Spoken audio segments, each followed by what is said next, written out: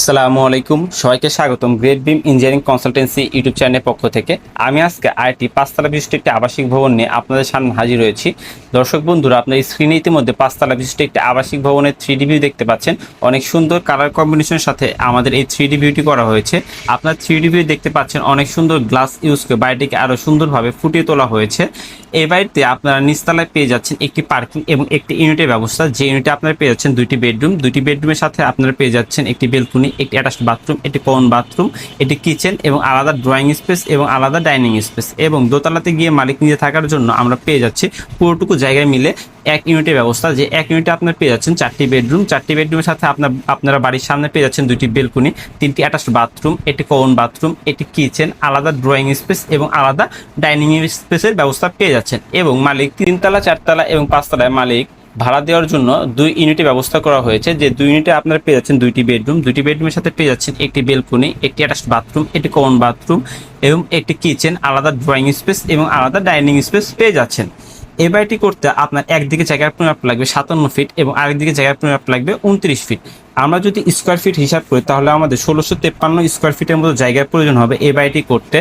আর আমরা যদি শতাংশ হিসাব করি তাহলে আমাদের 3.80 ডেসিমাল জায়গার প্রয়োজন হবে এই বাড়িটি করতে।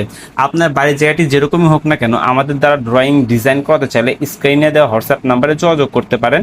আর প্রতিদিন এরকম নিত্য নতুন বাড়ির ডিজাইন দেখতে চাইলে আমাদের ইউটিউব চ্যানেলটি সাবস্ক্রাইব করে আমাদের পাশে থাকুন। আমরা যদি এখন গ্রাউন্ড ফ্লোরের প্ল্যানে আসি, প্ল্যানে যদি আমরা দেখানোর চেষ্টা করি যে আমাদের নিচতলা যেরকম পার্কিং ছিল ঠিক তার সিমিলার আমরা প্ল্যানে দেখতে পাচ্ছি। এখানে আমাদের একটি পার্কিং ব্যবহার করা হয়েছে। পার্কিংয়ের পরিমাপটি হচ্ছে 27 ফিট 11 ইঞ্চি বাই 27 ফিট। এবং পার্কিংয়ের ডান পাশে আসলে আমরা একটি ইউনিট পেয়ে যাব। আমরা যদি পার্কিং দিয়ে সিঁড়িতে এসে আমরা যদি ইউনিটে প্রবেশ করি তাহলে সর্বপ্রথম আমরা পেয়ে যাবো একটি অনেক বড় ড্রয়িং স্পেসের পরিমাপটি হচ্ছে 10 ফিট 5 ইঞ্চি বাই 12 ফিট 7 ইঞ্চি।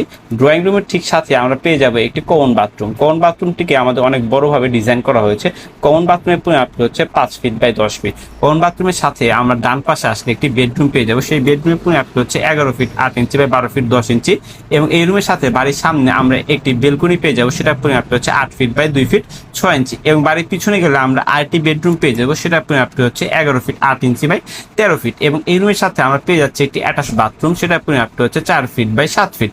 এবং এই অ্যাটাচড বাথরুমের সাথে আমরা পেয়ে যাচ্ছি একটি কিচেনের পরিমাপটি হচ্ছে 6 ফিট 7 ফিট বাই 7 ফিট। এবং এই কিচেনের ঠিক সামনে আমরা পেয়ে যাবো একটি ডাইনিং স্পেস। ডাইনিংয়ের পরিমাপটি হচ্ছে 10 ফিট 5 ইঞ্চি বাই 7 ফিট 8 ইঞ্চি।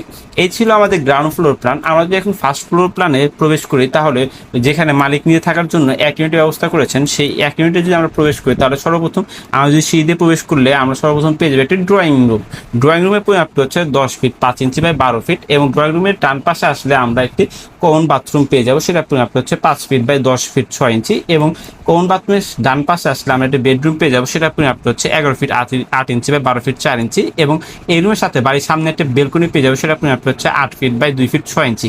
এবং বাড়ির পিছনে গেলে আমরা আরেকটি বেডরুম পেয়ে যাবো, সেটা পরিমাপটি হচ্ছে 11 ফিট 8 ইঞ্চি বাই 12 ফিট 6 ইঞ্চি। এবং এই রুমের সাথে আমাদের অনেক বড় একটি বাথরুম ইউজ করা হয়েছে, সেটা পরিমাপটি হচ্ছে 10 ফিট 6 ইঞ্চি বাই 7 ফিট 6 ইঞ্চি। এখানে আমাদের বাথট্যাব ইউজ করা হয়েছে, আলাদা শাওয়ার স্পেসও আমাদের করা রয়েছে। এবং এই অ্যাটাচড বাথরুমের সামনে আমাদের এক সাইডে ওয়াশিং মেশিনের স্পেস করা রয়েছে এবং আরেক সাইডে আমাদের বড় একটি বেসিন স্পেস করা হয়েছে, যেটা আমাদের ড্রয়িংয়ে এসে আমাদের এখান থেকে যাতে ফ্রেশ হতে পারে সেই ব্যবস্থাটি এখানে করা হয়েছে।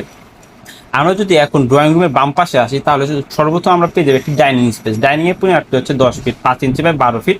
ডাইনিং থেকে একটু সামনে দিয়ে গেলে আমরা একটি কিচেন পেয়ে যাবো, সেটার পরিমাপটি হচ্ছে 8 ফিট বাই 8 ফিট। কিচেনের ঠিক সামনে আমাদের এখানে একটি ফ্রিজ রাখার জন্য স্পেস করা হয়েছে।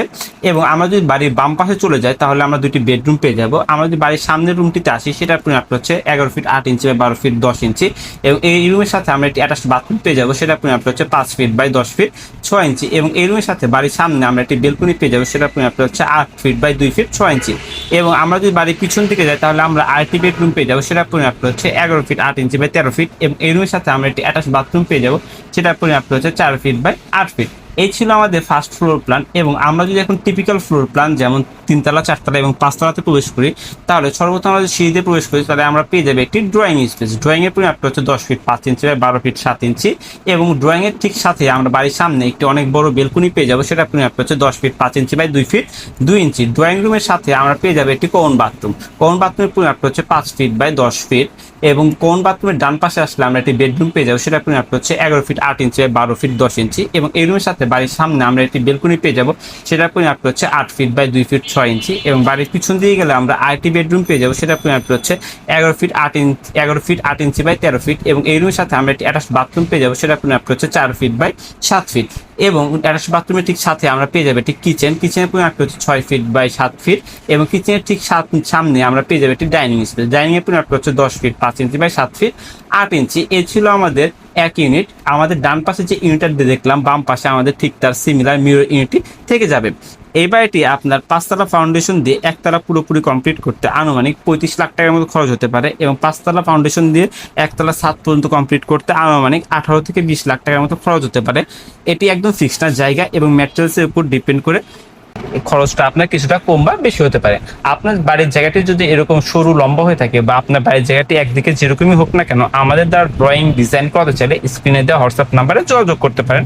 আর বাড়ি বিষয়ক যে কোনো জিনিস পরামর্শের জন্য স্ক্রিনে দেওয়া হোয়াটসঅ্যাপ নাম্বারে আমাদের সাথে যোগাযোগ করতে পারেন।